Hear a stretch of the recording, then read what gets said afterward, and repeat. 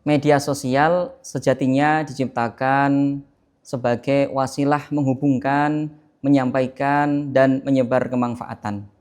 Namun, tujuan itu kian bergeser. Banyak orang yang bermedia sosial bukan untuk menyebar kemanfaatan ataupun berlomba-lomba dalam kebaikan, namun justru mencari perhatian. Maka perkenankanlah saya menyampaikan pidato dengan judul Mengejar Viral Akhlak Minimal.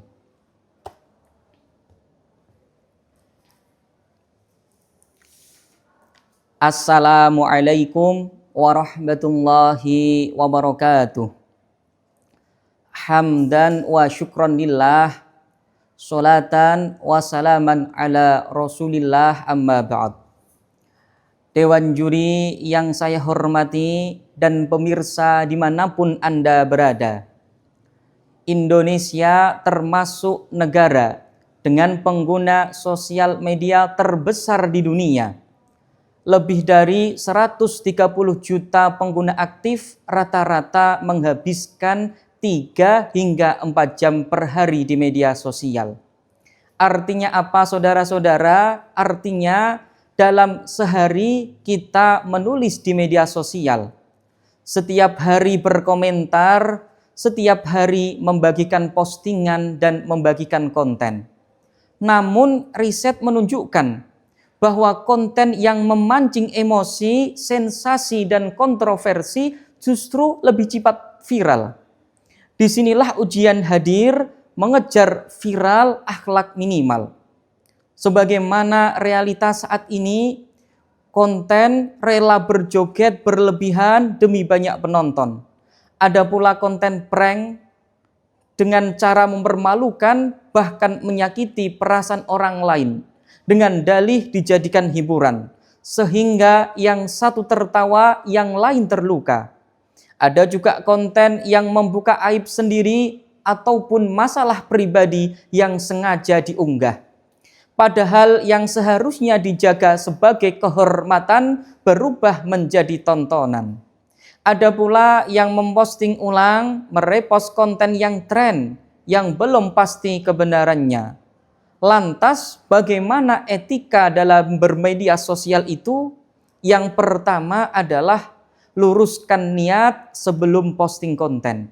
Sebagaimana sabda Nabi yang singkat dan komprehensif, yang berbunyi innamal a'malu binniyat. Banyak dari kalangan ulama hadis yang mengawali karyanya dengan hadis ini. Seperti halnya Imam Al-Bukhari. Tujuannya apa? Sebagaimana dijelaskan oleh Imam Ibnu Battal, tujuannya adalah sebagai komitmen bahwa beliau menulis kitab Sahih Bukhari itu niatnya hanya karena Allah. Maka postingan yang kita niatkan karena Allah bukan mencari popularitas, maka kita akan mendapatkan pahala dari Allah. Yang kedua adalah saring sebelum sharing. Di zaman seperti ini, kebohongan tidak lagi terlihat kasar, tetapi dibungkus rapi dengan teknologi. Terlebih adanya kecerdasan buatan AI, mampu membuat tulisan, membuat suara, bahkan wajah seseorang tampak seolah nyata padahal palsu belaka. Maka jangan terlalu mudah percaya pada apa yang viral sehingga kita rela mengorbankan kebenaran demi mendapatkan perhatian. Allah berfirman dengan tegas dalam Quran surat Al-Hujurat ayat 6, Bismillahirrahmanirrahim. Ya ayyuhallazina amanu in ja'akum fasikum binaba'in fatabayyanu an tusibu qauman bijahalatin fatusbihu ala ma fa'altum nadimin. Wahai orang-orang yang beriman, jika seorang fasik datang kepadamu membawa berita, maka telitilah, klarifikasilah kebenarannya, agar kamu tidak mencelakakan suatu kaum karena ketidaktahuanmu yang berakibat kamu menyesali perbuatan itu. Yang ketiga adalah jaga lisan, kendalikan tangan.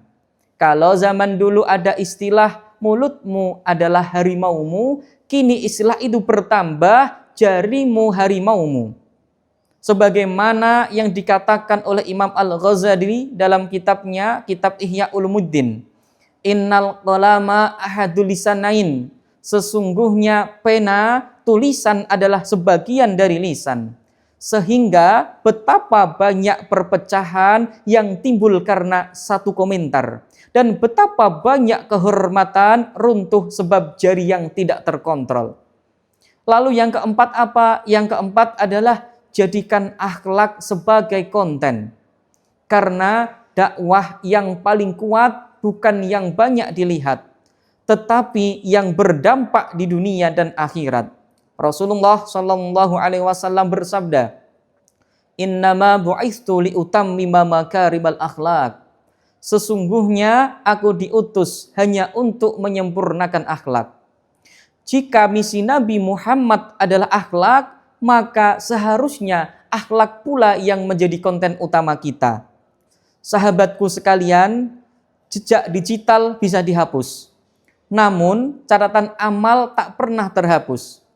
Kita tidak antiviral, tetapi menolak krisis moral. Kita tidak alergi teknologi, tapi butuh akhlak yang hakiki. Jadilah generasi yang viral dengan akhlaknya, bukan karena keburukannya. Jadilah generasi yang bersuara dengan etika, bukan berisik tanpa makna. Biarlah unggahan kita sederhana, asal perilaku kita penuh makna. Biarlah nama kita tak di mana-mana, asal akhlak kita harum di sisi Allah yang Maha Mulia. Semoga kita menjadi generasi viral bermartabat dan generasi digital yang berakhlak. Demikianlah yang dapat saya sampaikan. Saya Fa'ahsinul Akhlak, delegasi dari Pondok Pesantren Sirajul Thalibin, Ngerobokan, Jawa Tengah, mengucapkan selamat dan sukses harlah Pondok Pesantren Dar Al-Faqih Internasional yang ketiga. Akhirul kalam, wassalamualaikum warahmatullahi wabarakatuh.